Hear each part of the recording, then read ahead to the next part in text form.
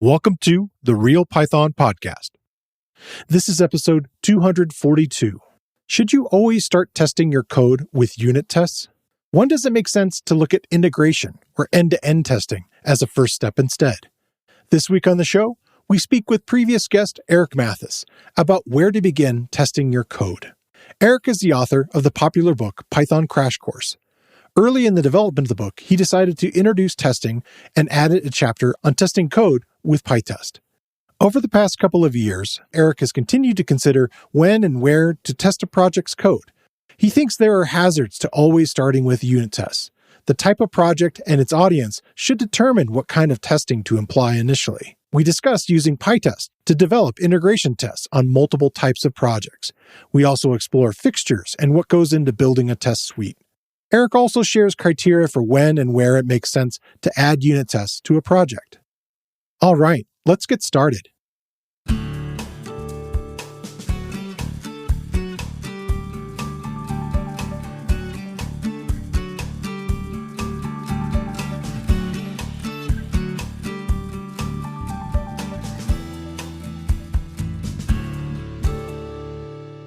The Real Python Podcast is a weekly conversation about using Python in the real world. My name is Christopher Bailey, your host. Each week, we feature interviews with experts in the community and discussions about the topics, articles, and courses found at realpython.com. After the podcast, join us and learn real-world Python skills with a community of experts at realpython.com. Hey, Eric, welcome back to the show. Hi, Chris. Thank you for having me back. Yeah, I'm stoked to talk to you. We had a little back and forth online. I noticed you were you had submitted a talk for PyCon and it didn't get accepted. And I said, well, hey, you want to talk about it on the show? Because I thought you were a great guest. And I don't know if you know this, that if you go into Spotify and you type the word Python, that your episode is the number one episode of all podcasts for Python. I did not know that. Yeah, it's huge. It's like multiple times the number of our typical episodes. So thanks for that. Thanks for coming on the show. All right. Yeah. And welcome all fans of Eric Mathis onto the show. You say that to everybody, huh? Yeah. So do you want to talk a little bit about doing proposals for the show? Yeah. So, I'm best known for writing Python Crash Course. I'm not sure a lot of people know that actually came out of a lightning talk at PyCon 2013. I was all fired up about education, and I gave a lightning talk about how I was going to fix education with open source. Yeah. And Bill Pollock from No Starch was in the audience, and he was one of the people who came up afterwards and said, hey, if you ever want to do something more with Python and writing, let me know. So for a long time, that was my only talk at a conference. But then I started getting some proposals accepted and enjoyed giving a couple of talks. Yeah. But now I've been at it long enough to get more rejections than acceptances. Yeah. I don't mean to laugh, but yeah. Yeah. It's awkward though. I tried to do a lightning talk recently, last PyCon I went to, and I was rejected, or I never got the call back, I guess you'd say, for a lightning talk. Yeah. So. Well, I've noticed every year when the decisions are put out, people that I assume get every proposal accepted have been very public about saying, oh, my proposals were not accepted this year. Yeah. And I really appreciated that because it kind of puts it all in perspective that PyCon is popular enough that I think they get about 10 times as many proposals as they can accept. Yeah. I think it is that high. You're in good company then. Yes. Yeah. Yes. And so it's kind of a crapshoot sometimes about whether other people are submitting overlapping talks with yours and whatnot. So yeah, it's been interesting to watch that. I saw what you were interested in talking about, and I thought, okay, that sounds like a good thing. And it's kind of a bit on a theme that we've been covering here on the show with Mr. Trudeau and myself. It's been going on for a little while. He has a lot more experience in, generally testing of code, but also in sort of organizations. And you have kind of an interesting other perspective, which I think is really cool. And so did you want to talk about what your proposal was? Yeah. So to be clear, my post on Blue Sky was about, hey, my talk proposal was not accepted. We should have a dinner at PyCon for everybody whose talks were rejected. Yeah. We can share ideas. And Chris jumped in and said, hey, we could do a podcast about that. So my proposal this year was don't start with unit tests with an exclamation point. The elevator pitch for that talk is that when I learned testing, it was all about unit tests. And I think that that's a common experience for people when they first learn about testing, because unit tests are the simplest ones and you can write one quickly and easily. Yeah. And as you have alluded to, you can write a unit test about a trivial example. So it's what we focus on in teaching and learning. Yeah. And so then people go out and they want to write their first tests for a project and they start with unit tests. But that's a slippery slope where you can end up with a brittle test suite that ends up breaking and making you not want to run your tests. And you miss out on the larger purpose of testing with that early focus on unit testing. Yeah. I completely agree with your opinion. And I have had a variety of conversations about tests on the show. I think we had this conversation about teaching generally, about trivial stuff is not great for students. I feel often it makes them tune out a little bit and say, you've made an example for me that is so unimportant sounding that this test doesn't seem like it's going to be important for us to have. And it's kind of odd to me. And I want to see more real examples. And the only way to do that maybe is to dig through other people's code sometimes. But when I heard about your approach here, I'm like, oh, this sounds really interesting. And it's something you've kind of been talking about a little bit further. You discussed this a while ago on a podcast, and I'll include a link to it, a V Brown Bag episode that was back in August of 2023, a little after you talked on our show in 2023. I think it's a neat elevator pitch, a quick way to get into it. So, right. The hard part when a proposal is rejected at a conference like this is you don't know if it was an idea that people are not really keen on, or if it's just, oh, there's too many, we just can't fit this one in. So, yeah, I think it'll be interesting to hear the reactions on this. That's been a nice thing lately too. I've been getting a lot more interaction on things like Blue Sky. I don't know if your experience has been similar, where listeners have been reaching out, and feel free to do that here. I had several just recently when I had Matt Harrison on to talk about visualizations, and he had a very, very specific way of approaching them, which I think is novel, and people were sort of championing it. And I really appreciate them kind of reaching out and saying that. It definitely helps me guide what we're going to continue to talk about. But yeah, I could see the testing grounds can be a battleground sometimes. So yeah. Yes. Well, cool. How did you get into testing yourself then? I did not get into testing for a long time. Okay. So I learned programming as a kid. This is back in the 80s because my dad was a software engineer. So I went through the C, Pascal, Fortran, Java, whatnot, ended up in Python in the early 2000s. And so testing existed. Testing has existed for a long time, but it's one of those things that was always kind of like, ooh, it's a hard thing. Ooh, don't worry about it, or you'll get to that. And when I finally said, okay, I'm going to go learn about testing, the basic ideas were so much simpler than they had been presented. Okay. I think that's not quite the case anymore. I think there's enough presence of testing resources and talks and whatnot that people are more exposed to it. But I grew up not even really knowing about testing. Okay. And so that's part of why, even by the mid 2010s, when I was writing the first edition of Python Crash Course, there was more awareness of it, but it was never included in beginner books. Yeah. Introductory books. And so I included one of the shortest chapters in Python Crash Course is about testing, because I really want to just break the ice for people. So everybody who learns Python from my book, you get a bit of exposure for testing, so that when it's time for you to write your first test, it's not a brand new concept. It's interesting you talk about your background. I have kind of a similar background. I went to college for a little bit. I didn't graduate college, but I studied engineering and delved into C and Fortran and some of these other things. And then I kind of came back and was in SQL, and then I was in kind of doing web tech stuff.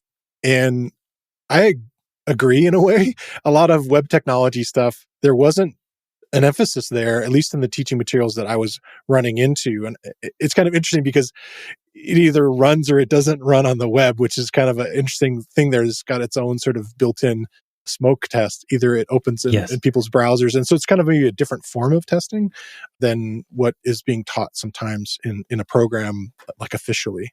Right. But that's one of the big takeaways that I hope people take away from this conversation, is that testing is a broad range of things. Yeah. And so, it's really important to look at your project, your work, and say, what kind of testing will make my work easier, I like to say what kind of testing like help me sleep better at night. And so Yeah. that kind of smoke test is one of those like, yeah, I know this is not crashing. I will sleep a little better tonight. Yeah. I thought it was interesting, kind of one of the things that where we've been talking about it with Christopher and myself is that we every other week bring on a project to look at, something that's on GitHub or what have you. And there are so many failures that are never seen where we try to open up the project, we try to stand it up, we try to do this stuff. And if there are instructions for that or whatever. And I think a lot of that is like, there was no testing. There was no testing across other platforms, or it was like such a narrow set of things that this thing was going to work on.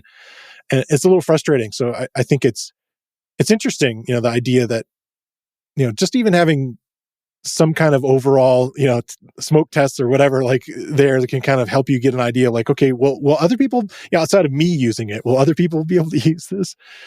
Yeah. I mean, one of the tidbits I have in my notes of like what could come up is just how good tests are for coming back to a project. So if you haven't done your own project in a while, one of the first steps is like, okay, if you can make the test suite run, then you can kind of get your head back into the project. And that applies to other people too. So whatever is good for you in the long run is probably also good for people who are unfamiliar with your project. Yeah, totally. So one of the things that, again, across the culture of testing, and definitely that we were trying to have a conversation about, is this idea that people should start at this lowest level of unit tests. And why do you feel that is? And, why do you feel maybe that, and you decided to write about this, that it isn't the best place to start? And we kind of discussed it a little bit, but maybe we can kind of define unit tests for somebody who's just picking up this episode by itself. Yeah. So I learned about testing mid-2000s, wrote about it in mid-2010s.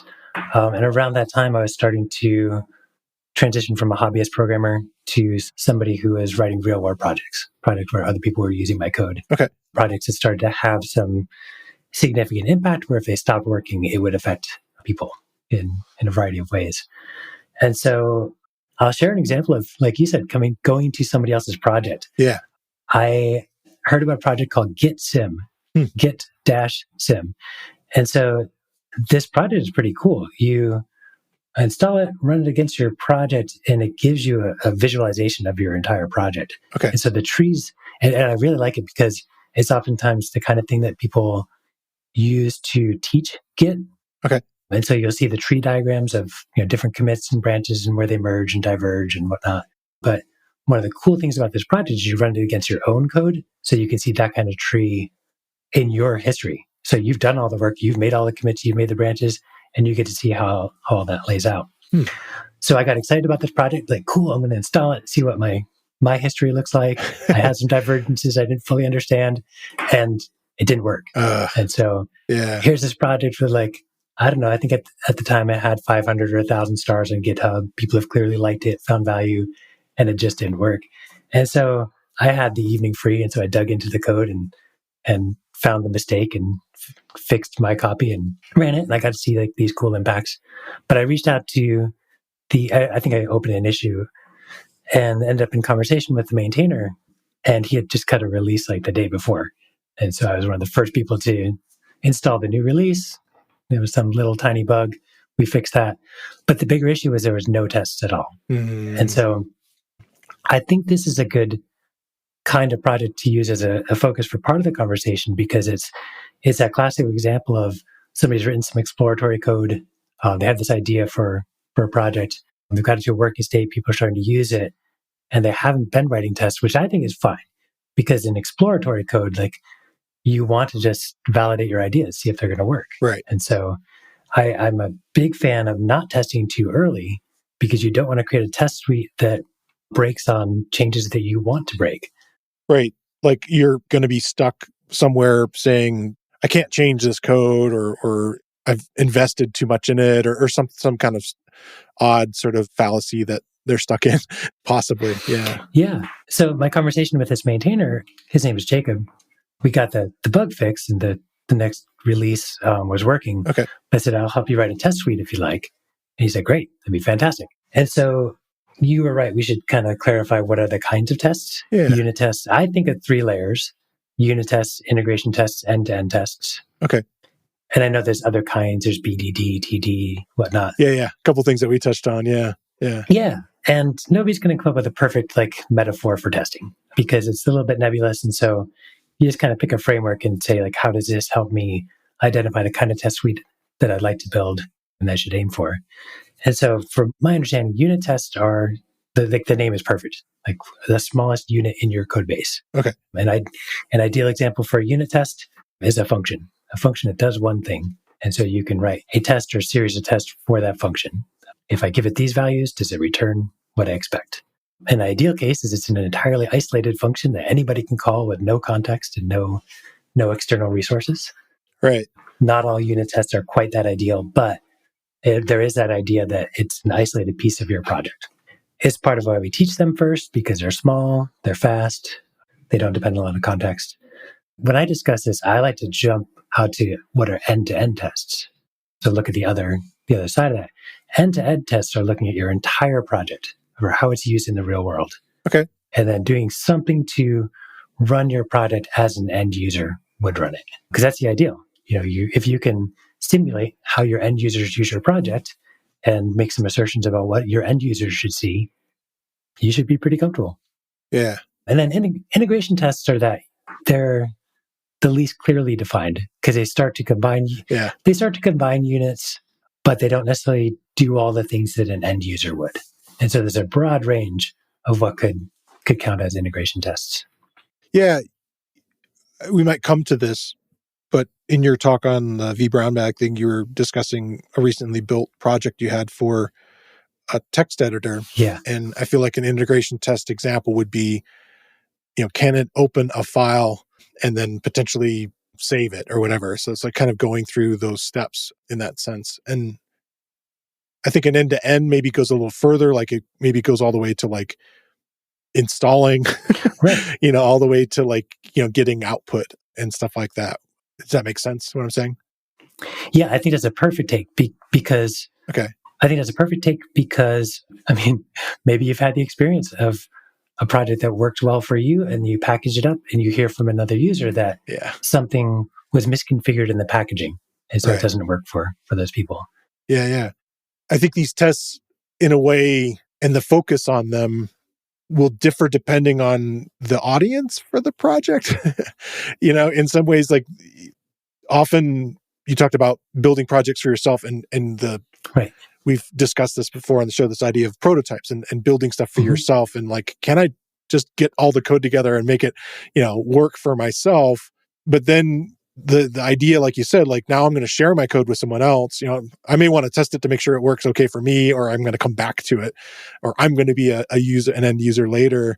So supporting users is this next level. And then an organization is this whole other level. And I feel like a lot of testing has been being taught at that scale. You need to be prepared to work in a large organization and need to be prepared to how we're going to do it. And we test, we do it test driven development. We build the tests as we go, which is very different approach, in a lot of ways. But I think your example pulls that out. The Git sim. What does that show? Is it a graphical thing, or what is the output of Git sim? It's either an image or an animation. Okay. And it uses, I don't know how you say it, but it's spelled M-A-N-I-M. Manim, or I wasn't ever sure if it's Manim or... Oh, okay. It's a math visualization sort of library. 3 red, 1 blue, something like that. I'm trying to remember the dude's name. Yes. Yeah. Okay, cool. And we talked about that on the show a long time ago. Yeah. So to finish with that example or that story, so here's the project starting to get users. Yeah. I think Jacob was totally reasonable to not have a test suite at that point. Okay. Because when do you start writing tests? My clear line is as soon as you start having behavior that you care about. Okay. And so as soon as you have behavior in your project that you don't want to lose with any changes that come, you can consider writing tests from any point forward, from that point forward. It's becoming, there was this description in the last episode with Mr. Trudeau about toys. a toy project, something that's just used by yourself, but you're now stipulating this other idea of like, well, I rely on it. So it's maybe more of one of my favorite toys or something like that. This becomes a tool instead of a toy. Yes. Okay. Yeah. My mental aside is I have projects that nobody else will ever use that I have very serious tests for. Because I care very much about that makes sense. The behavior. Okay, so going back to the Git sim. Yeah. So we have users. Users are starting to find bugs, which is not ideal. We want to write the first test. What do we do? And so a unit test, if we're taking the unit test mindset, which is easy to fall into, like we start picking apart functions in the project and we write tests for these little functions. Like, okay, if I give this animation code something, do I get an animation out? What we really want is we want to know if somebody has a Git repository and we run Git sim against that repository, do we get the expected visualization? Okay. And so, one of my boundaries for end-to-end tests and integration tests is, do you need to use external resources? And so if you need external resources, that usually gets closer to end-to-end for me. I like integration tests to be entirely local because then you're not dealing with speed issues typically. Okay. So the test we wrote, the initial tests we wrote we call them integration tests, I believe. I forget. I've misnamed my tests occasionally. Gone back and like, oh no, these are actually integration. Yeah. I think we call them integration tests. I'd be comfortable with that. It basically creates a very tiny Git repository, calls Git sim against that repository, generates an image, and then compares that image against a reference file. Okay. And so it took a little while to set up. And that's one of the reasons that people do typically start with unit tests if they're not as familiar with testing. Integration testing and end-to-end testing is more challenging to get set up. It's super satisfying though. Okay. You are in a way not just running very, very small scenarios with like known things and asserting stuff and getting these very defined actions. It's going through a lot more steps, It's like not just putting 3 or 4 bricks together in a Lego thing. You're actually, creating the vehicle and seeing it roll or whatever. Something like that. Right. Yeah. I do think it's important to point out for people, if this steers anybody away from, integration tests or whatnot, I'm going to stay with unit tests because they are quicker. You spend more time up front writing this initial kind of test, but you can go a long time without writing unit tests. So I have some projects that I've used for years that I did take a few days to write some integration tests for that I've never needed to go back and write unit tests for. Because as long as it does, it's that whole idea of like, we're testing the actual behavior that we care about. We're not testing the implementation. And so I have some projects where like, I don't really care if the implementation changes. I only care, like, does it continue to behave the way it's supposed to? So you might go in and refactor or decide that library I was importing in, there's a much better tool for me to use there, some kind of low-level thing that you might have been reluctant to change out because you had all this infrastructure on. Yeah, it's interesting. Again, I feel like it's always kind of coming from these different perspectives. There's so many people that want to get in, and again, my focus is always on like people playing with stuff and getting involved and so forth and building their own projects. And so I guess maybe one of the questions, and I don't know if this is an appropriate time, were there specific tools that you helped use there? I know that there are popular libraries for this, like, the one that everybody calls out.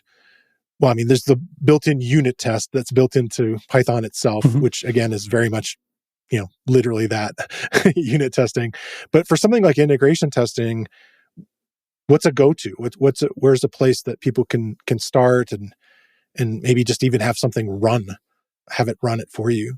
I'm going to take one step back. I'll answer that question in just a moment. Sure. I was going to say, I'm coming to some realizations in this conversation. I think one of the reasons that I haven't seen this take too often is that we have these two main camps. One is just how do we introduce people to testing when they know nothing, and that's the focus on unit testing and trivial examples and whatnot. Yeah.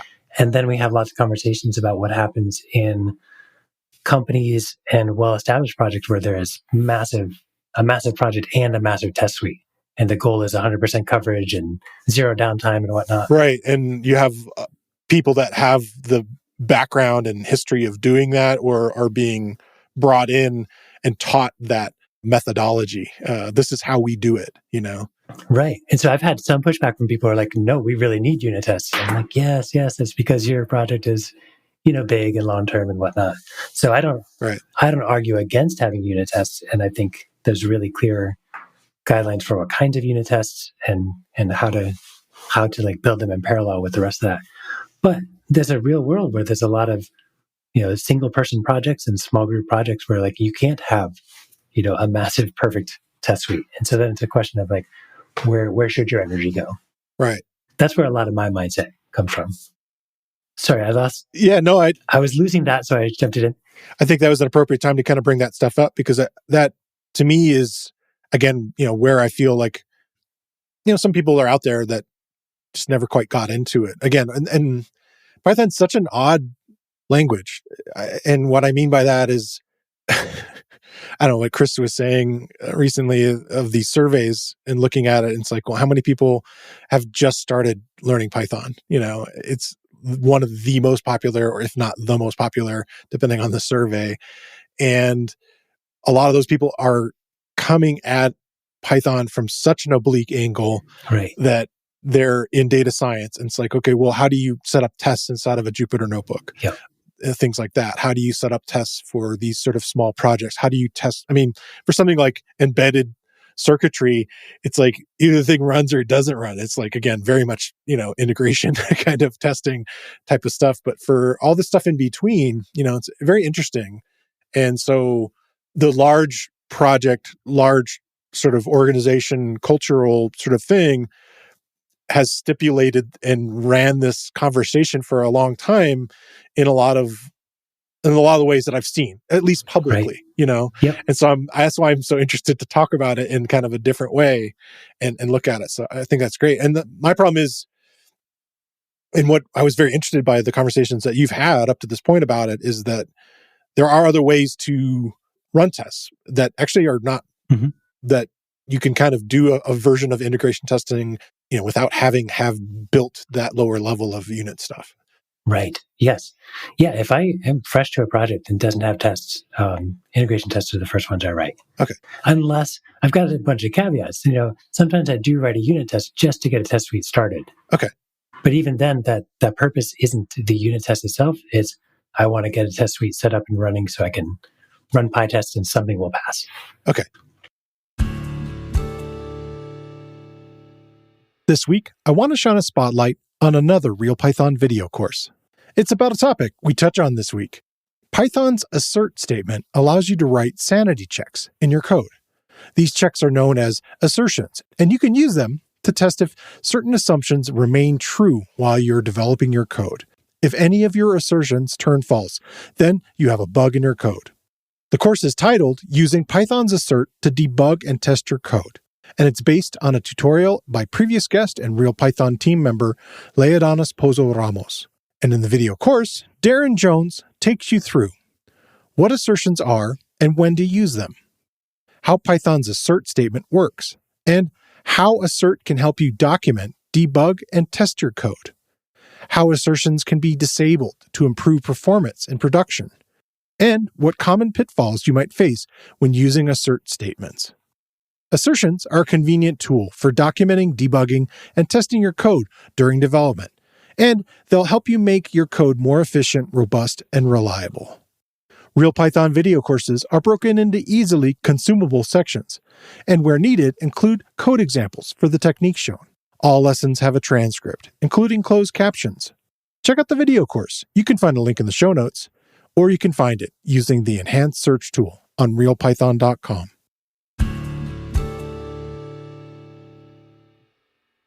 Yeah, and so you mentioned PyTest there as one of the major tools. Yeah. Is it a good tool for things beyond unit tests, like for things like integration tests and end-to-end tests? Yes. Short answer, yes. Okay. In all the ways you can say yes. PyTest is one of these projects that just blows my mind.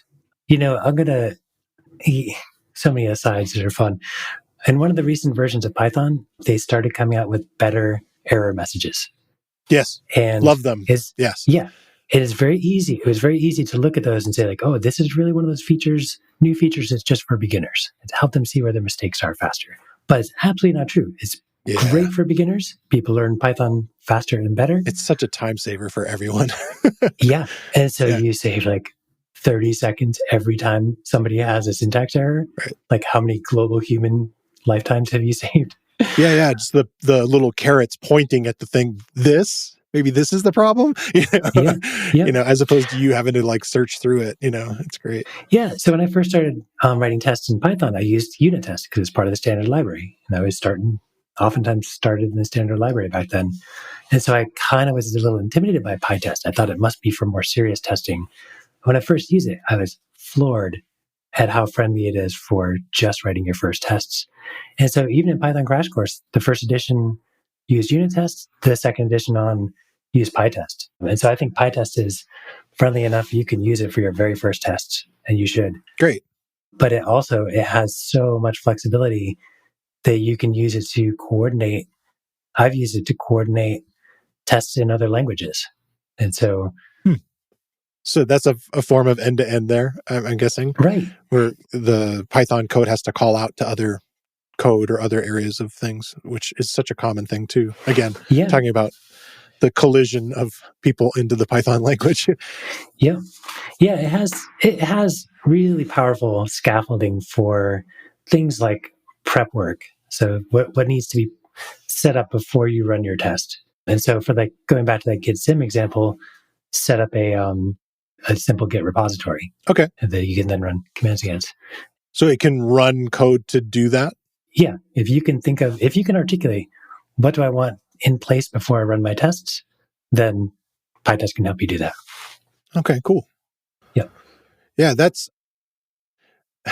I feel like the conversations that I hear about testing, and this happens a lot with a lot of language learning or even classroom stuff. I'm sure you've run into it yourself where you spend the large amount of time covering some really fundamental stuff and covering it like you feel like really well. And now you've covered 25% of the stuff in 75% of the time. And now you're going to race through the rest of it. And I just feel like that's how it happens often. It's like, oh yeah, it does all the other stuff too. And it's like, oh, come on. And so I like kind of us starting from the middle or the end and kind of like looking at it from a different direction. But yeah, that's a conversation I don't ever hear. And also the idea of like fixtures, I always feel like that's like a thing I hear, but I feel like it means lots of different things. I know that's something we might discuss more as we go, but like, it feels like stuff gets the short shrift in the articles, the more complex stuff that's kind of, oh, well, that's like, it does that too. I don't know if you feel that way. Yeah, I think, and again, it's why I think this is a good topic for a conversation. So, when people first heard about Python podcasts, like somebody asked me, like, did they read code out loud? Yeah. No, there's some things that are just bigger ideas that then you can take it back to what you've known, what you're learning, and what you're working on, and just approach that work with a better perspective. Yeah, totally. All right. Yeah. To take this off of that Git sim example, because that was one example, I've had a number of projects. I did a project that took high school students' text-based transcripts, academic transcripts, and made a visualization of that. Okay. Because it's really hard to read a text-based transcript. Like, where are my strengths? Where are my weaknesses? What credits do I need to earn? And then it created a dashboard out of that. So students could look at their visual transcript and in 30 seconds see exactly what classes they need to take. That's interesting. Yeah. Yeah. Was that a digital file that you were working with, or like they're all from the same school?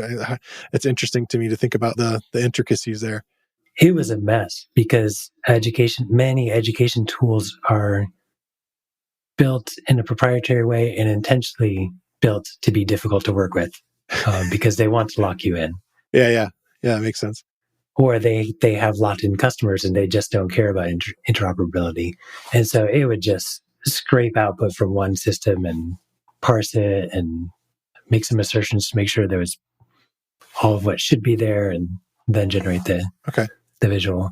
And so with that, I'm not going to say much more about that, but just when it was time to test that, like clearly that's behavior we care about.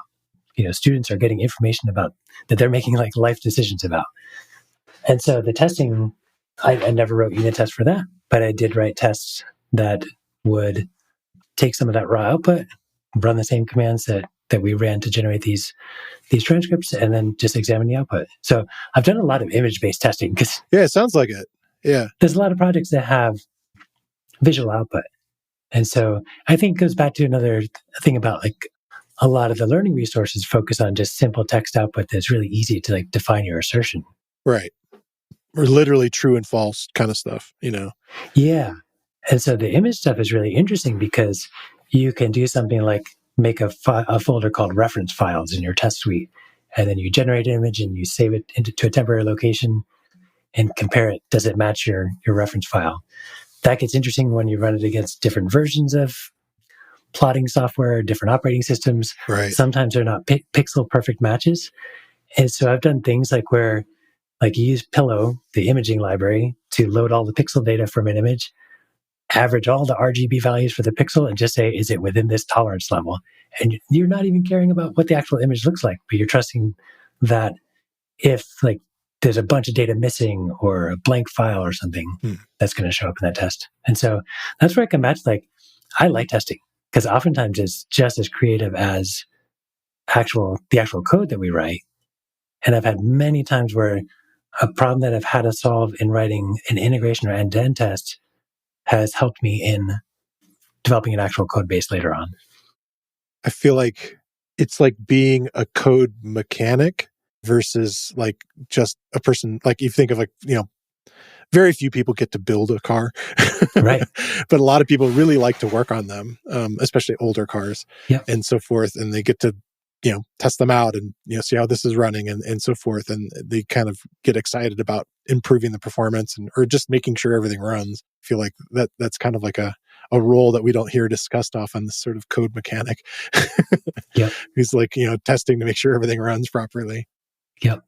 Okay, so we mentioned two projects now, sort of GitSim and then this sort of transcript one that have kind of different inputs and outputs there. But both of them are dealing with that in a kind of interesting way, that they're starting with some files and bringing them in and then doing their processing and then outputting it. It sounds like that's a pretty common type of project that you work on.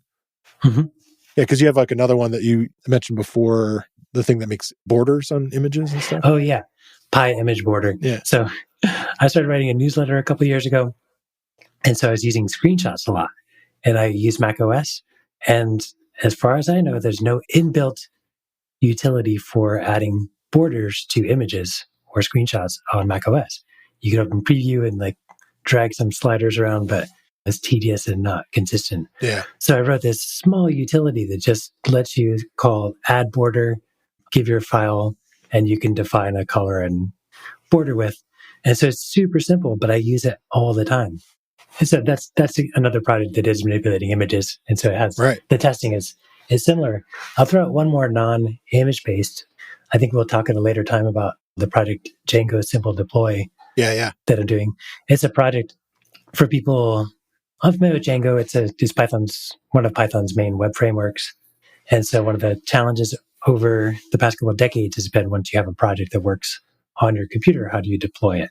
And so there's a lot of people that if they don't have experience with deploying web projects, they get something working on their computer, they get excited, and then they can't figure out deployment, and they move on. Yeah, and so it never gets shared on the wider web. Yes. So Django Simple Deploy, you run it as a command against your Django project, and it just magically inspects your project and makes all the configuration changes. And if you want, it then pushes your project to the hosting platform. And so it just erases that cliff where people fall off their projects because they can't figure out deployment.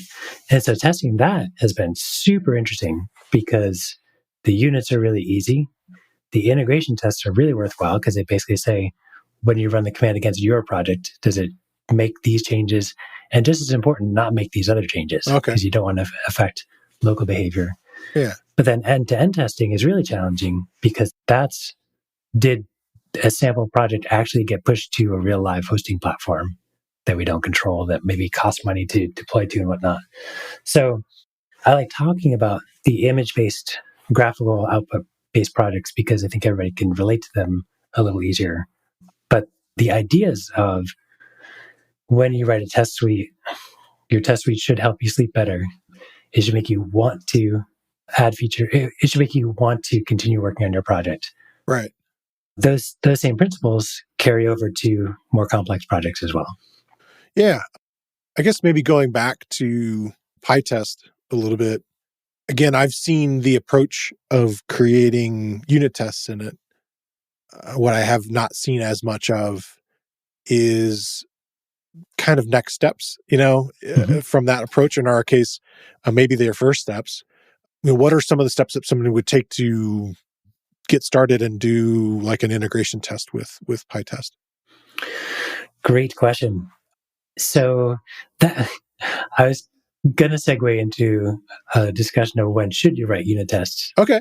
And so I think let's come back to that question because an answer to that might actually involve unit tests. Sure. So, I have I'm not against unit testing. Right.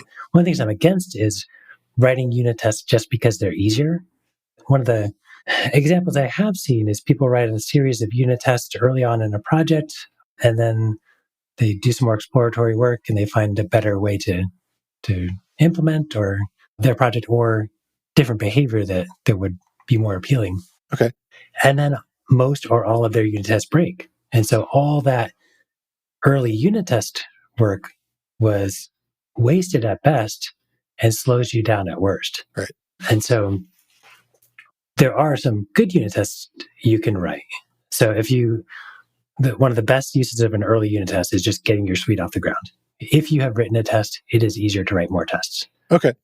Yeah, I think you talked about this a little bit on that other show where you're like, one of the best things you can do there is, or even when we talked about your book, it is okay to copy and paste things. Yes. Which I think is an interesting thing that, is not always stressed, but like, especially for something like tests where it feels like fairly redundant that you can get a lot of the structure, done. And if that's going to speed up the process, then that might be a worthwhile approach. Yeah. So one single unit test that you run with PyTest proves that you've installed PyTest to your project. It is correctly finding your suite. Your test suite is effectively running that test. One thing I'll put out there for anybody who hasn't heard this, like when you're starting a test suite, make sure your test can fail. Okay. So do something that makes that test either change your project so the test should fail or change the test so it should fail. If your tests always pass, maybe you're a perfect programmer. Yeah. Maybe the test suite isn't quite running the right way. Yeah, maybe you're not testing something that's actually testable or whatever. Yeah. So I'm going to run through a couple quick criteria. Okay. If you have units that multiple people or teams depend on, then those units are worth testing. Okay. So you have a function in a shared library. Multiple people are calling out to that function from different parts of a project. That unit is worth testing early on. Because if you change it for your implementation, it's going to mess somebody else up. Okay. If you have critical units, those units are worth testing. So a project I did, I'm learning piano, and I had trouble. I learned the G clef in elementary school music class. Yeah. But I never learned the bass clef. Yeah. And so when I started playing piano, it's like, the top half of the musical notation I understand reasonably. The bottom looks like a totally different language. And so I wrote a simple JavaScript, like single page app, I guess you call it, that just like automated flashcards for myself. And it would give you your time for going through all the flashcards. And then it would like tell you which notes you knew best, which ones you were slowest at. And you could choose to like do the whole thing over again, or you could choose to like just study your smallest set of worst notes. But one of the key things was a timer in the top right corner. And so it would tell you how quickly you're remembering these notes. And so I did a quiz at one point and I noticed that my time was 1 minute and 93 seconds. Yeah. Yeah. And so when I debugged that, I traced that down to the function that was supposed to take a number of seconds and return that as a presentable string for how long it took. Okay. And so that's a critical unit. Even though that's a small project, that's a critical unit for that project because people want to see their time written accurately. So I did write a series of tests for that function. And it was in JavaScript. I was less familiar with JavaScript, so a number of reasons for that. But the bigger point there is, early in a project, you can start to identify some units that are going to be critical to that project for the foreseeable future.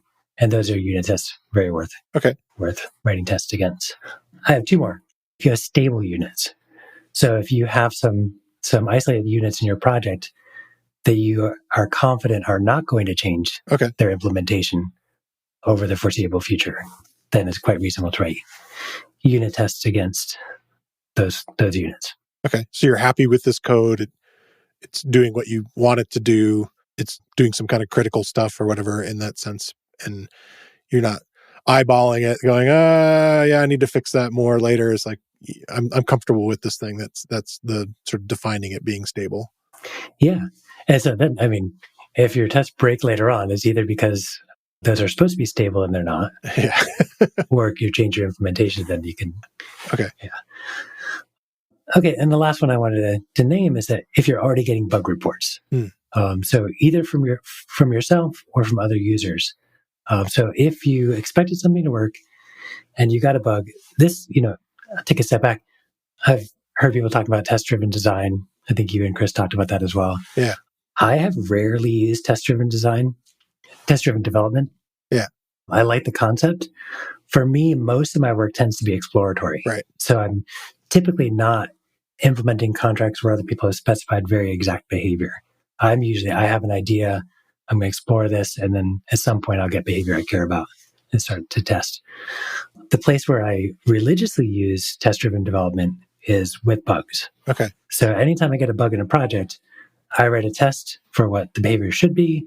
That test should fail because there's a bug. And then you probably know you fixed that bug when your test passes. Okay. And that's a whole regression testing.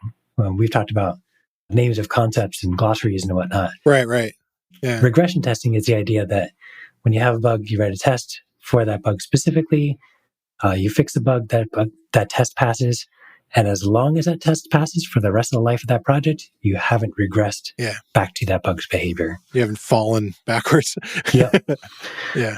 So I like that set of criteria because that says, okay, I'm not going to blindly write unit tests just because they're easy, just because I'm newer to testing, just because this project doesn't have tests. Say, okay, any unit that fits this criteria, I'll go ahead and start to write unit tests for. That makes sense. Yeah. Yeah. Is that something that you've written up before? I don't know. I'm going to do a series on testing because I've kind of had these scattershot ideas about testing, and now I've started to use them and see them play out in a number of different projects over time. So I think I'm going to do a series about testing where I kind of put this together a little more coherently. You're letting it germinate a little bit more as you're thinking about it. That's good. Yeah. Yeah. Let us know, and I'll update the show notes as we go. All right. And we'll obviously keep links to your newsletter, Mostly Python. Yeah, I did this for anybody who isn't clear. I wrote a post with the same title, Don't Start with Unit Tests. And then when I was doing proposals for this year's conference, I said, okay, that post would probably be a good talk. Yeah. I've reviewed that post a few times. I still agree with everything that's in there. Yeah. Again, you kind of presented that before, and we talked about, you being on that other show and kind of showing some of that stuff off. What I like about it, that V Brown Bag is a bit more of a visual medium. It's probably more enjoyable to consume via YouTube because you're doing a little bit of a presentation the way that you would in inside of a small office with a few coworkers, which I think is kind of cool. Yeah. And bugs and all and so forth. So, which I think is actually really kind of handy. Yeah. I would approach that very differently if I were going to teach this again. And I'll phrase this as a way to suggest how people can practice these ideas. Yeah. If you want to, take any project you like, your own or somebody else's, download that project, clone it, whatever, and then erase the existing test suite. Okay. Erase that test folder, and then say, okay, here's this project I know works. If this were an untested project, how might I write tests for it? That kind of transitions. It gives you a space between, trivial teaching examples and well-established projects where you're coming in and just getting on board with other people's test suites. And so, if I were to do a workshop on this, I would give people an existing project that I know works of an appropriate scale. And then we just say okay, what are the behaviors we see? How do we start to write tests that do preserve that behavior?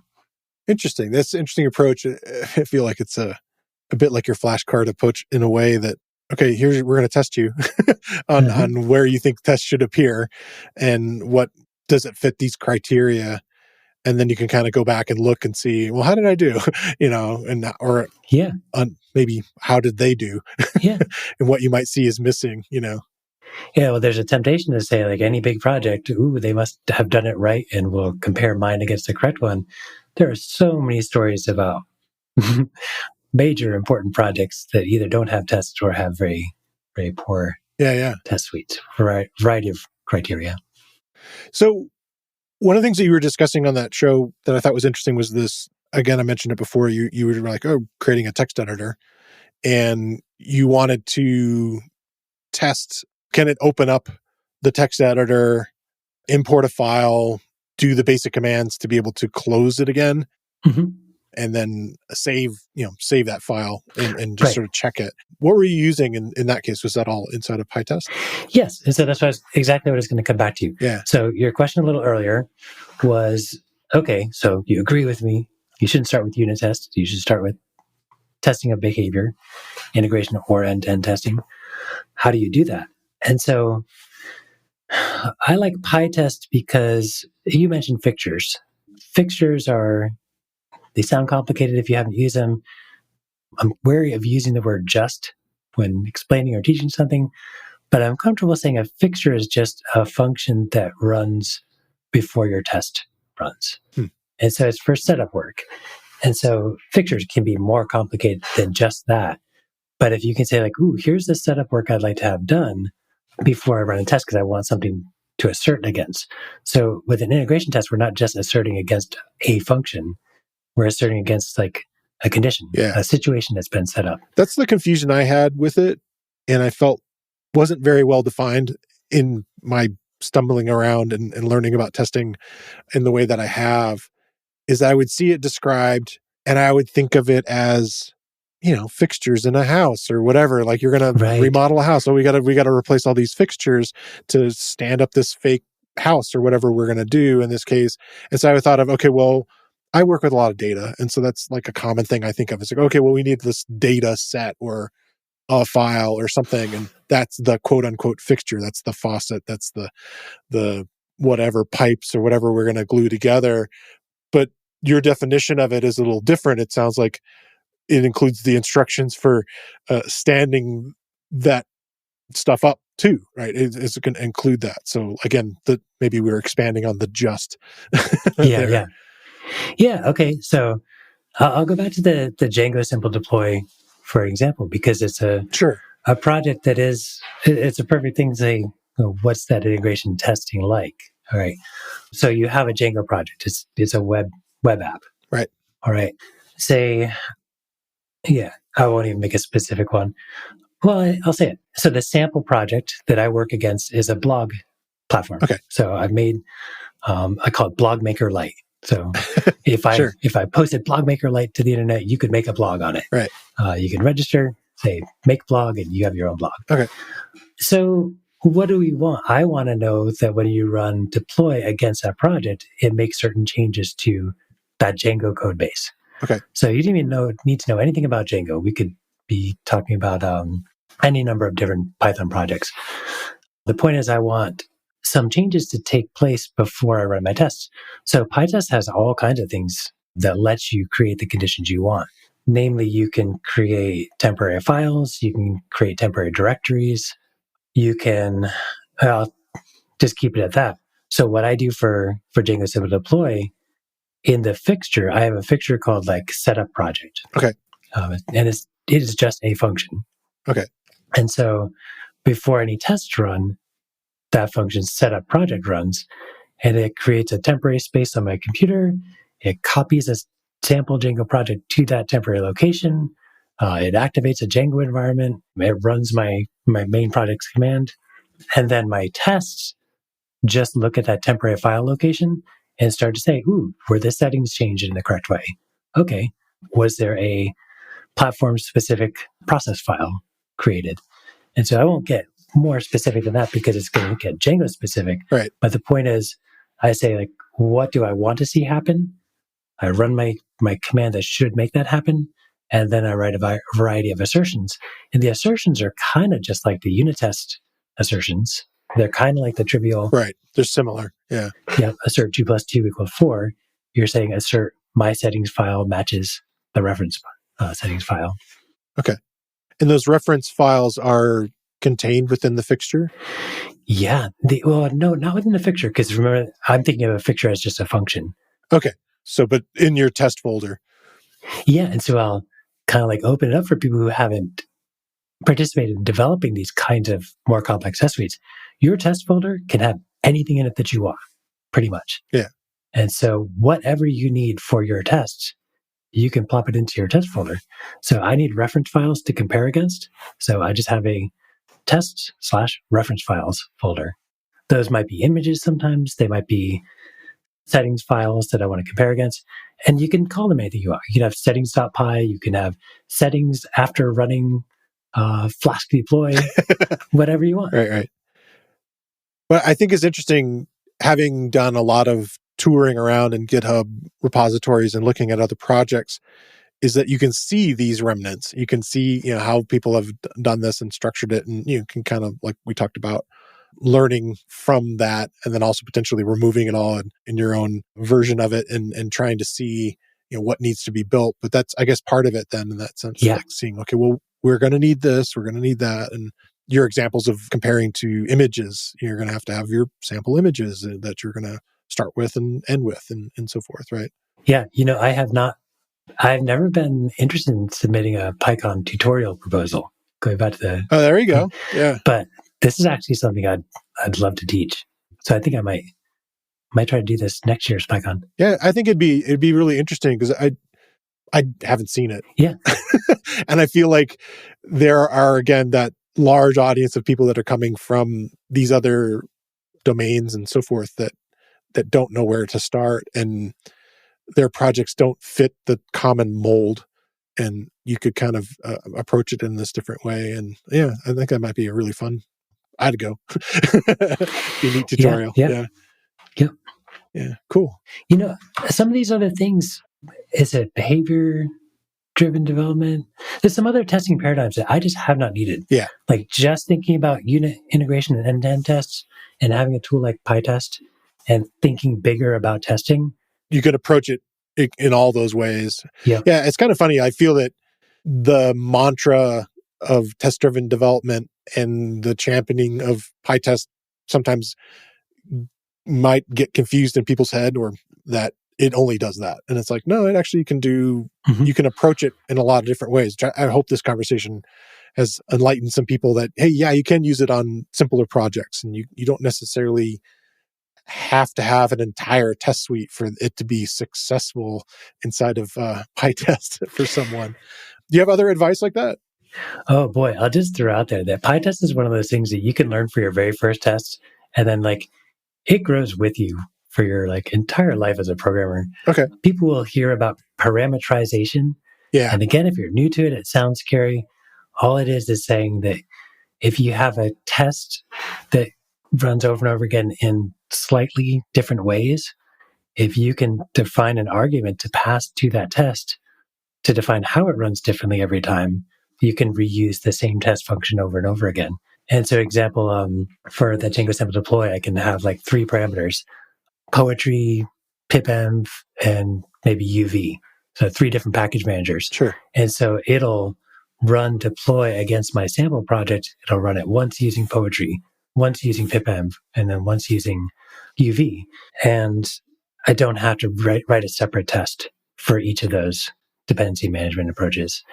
And so when we did the initial test suite for Git Sim, it was just one test function.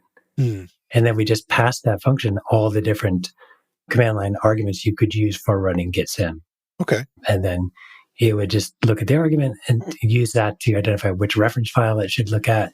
And so it wasn't 10 different tests because there were 10 different commands. It was one test, and it was nice because that list of parameters is all the ways you can see you can use GitSim. So you can read that list of parameters and you get an intuitive sense of what is being tested.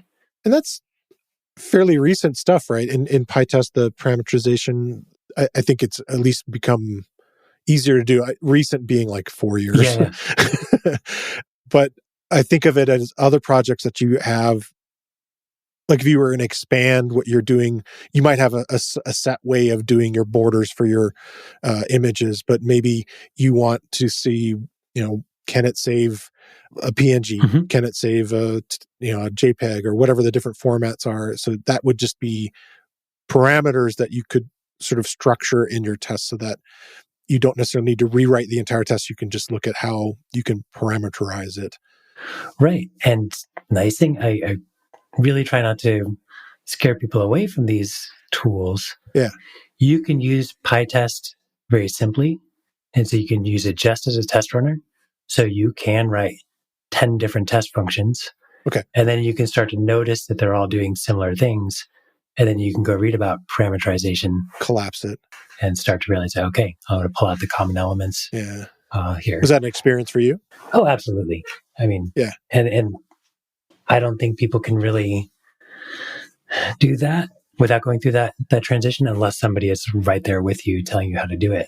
But even then. Yeah, it's like seeing, it's like now that you've done all these different things, let me show you a little, technique here. And which is kind of good, I guess. You need to know the fundamentals, in some ways before you jump to that. Otherwise, you might be trying to fit that in everywhere, how that happens. People learn advanced techniques and then they try to shove everything into that mold.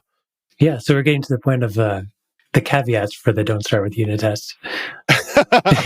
Right. Exactly. One of those is like, if you've never written a test before, go ahead and write some unit tests, but be aware that your goal should be testing the behavior that you care about. Right. Not writing a bunch of tests that are easy, that are going to break as soon as you do something different with your project. Right. Yeah. So the unit tests are a good place to learn what you can start to do with a tool like PyTest. But if you at least can say, this is the kind of test I'd like to write, then you can move steadily towards that kind of test rather than just being stuck in the unit tests, which are easier. And, when people are testing pyramids as opposed to testing, what do you call the violin plot shape where. Yeah. Yeah. Yeah. That's funny. Yeah. There's so many other little things that we could kind of dig into, but I feel like we covered the majority of it. Maybe I know you're interested in continuing this conversation on your blog and writing some more in your newsletter about testing. Do you have any other resources? How is the documentation inside of PyTest itself as far as getting up to speed? And do you have any other suggestions on learning it? Yeah. PyTest documentation is fantastic. Okay. There's a lot of people who know a lot about testing. And so if you start to say, like, here's what would help me for my project. I'd like to preserve this behavior. Then people can start to help you figure out how to construct a test suite that does that. GPT has been fantastic. I don't like the idea of having an AI assistant create a test suite for me. Yeah. Because I need to trust my test suite. I mean, it's the most critical aspect of my project. Right. So I have never wanted an AI tool to create all the tests for me. But I found great value in saying, here's what I'm trying to accomplish. How might I use PyTest to do that? Okay. So it gives you that sort of initial talking to Simon about it a bit. He's always talking about refactoring it and rewriting the code and testing it. And this idea that it feels almost like it's helping you sort of outline your thoughts in some ways and gives you some of the code, even though sometimes that code is not going to properly, do what you want. And sometimes you have to just literally ask again and rephrase, and that whole process of that. So that's interesting. Is that a recent change for you as far as exploring using that as a tool for testing? Yeah. And what I kind of use it as a jumping off point. Okay. So the PyTest documentation is fantastic, but it has so much. PyTest has so many different features. Right. That sometimes I don't know what feature to focus on. And so either a conversation. I also work alone a lot. So if I don't have someone else to ask about this, I've written plenty critical of AI. Yeah. But it still blows me away that it's a conversational tool. Right. And so if you know what you want and you're aware that it can mislead you, right, then it can kind of give you some directions where you say, okay, pictures might help you here. And you can maybe take what it says with a grain of salt, but then go look at the PyTest documentation for fixtures. And so hopping between reliable resources and that can be really good. I'm trying to think of a name for these unreliable, not narrator in this case.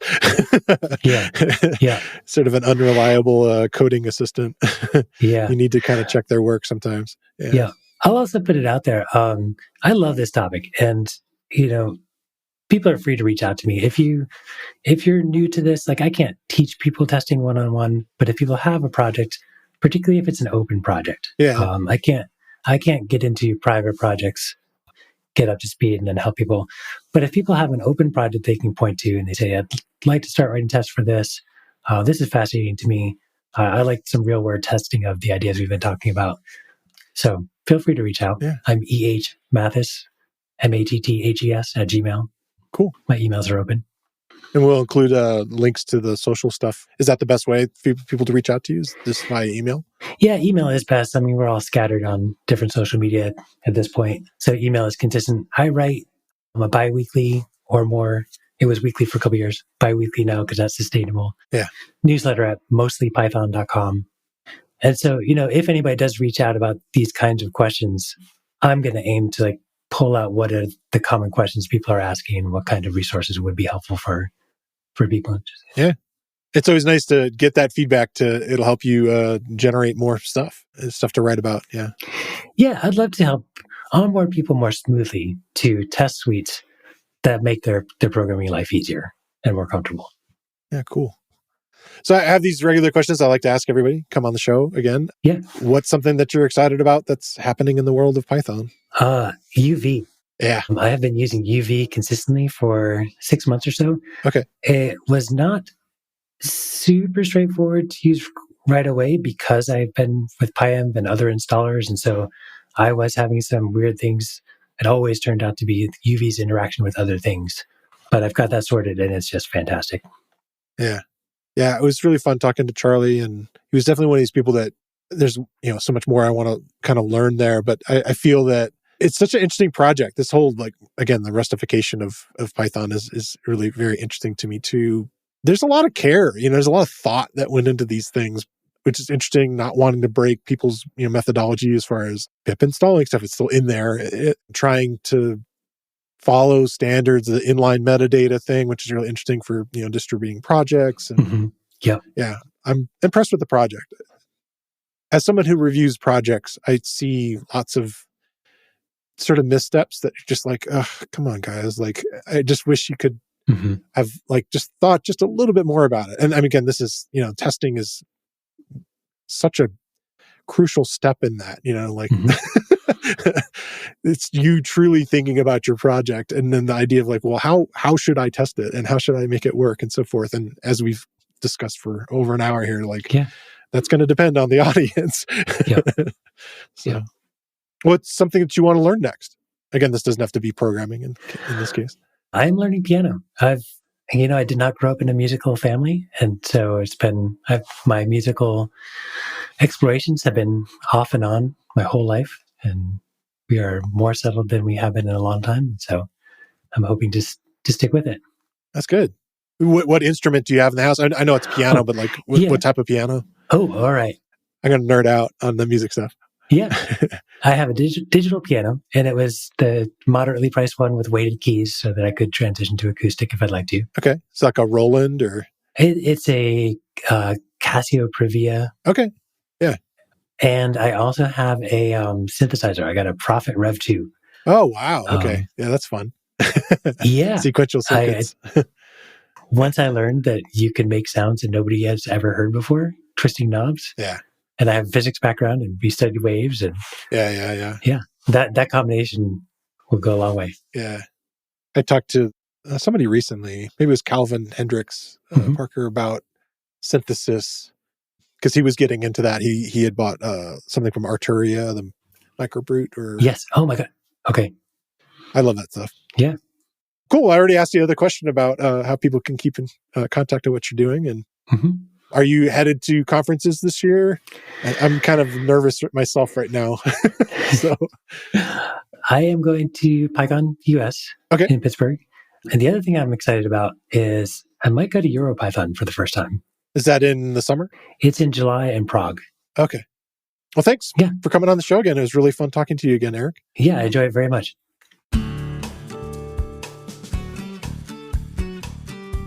I want to thank Eric Mathis for coming back on the show this week.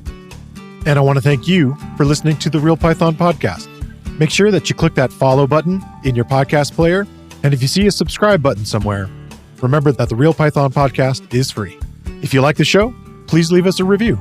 You can find show notes with links to all the topics we spoke about inside your podcast player or at realpython.com/podcast. And while you're there, you can leave us a question or a topic idea. I've been your host, Christopher Bailey, and I look forward to talking to you soon.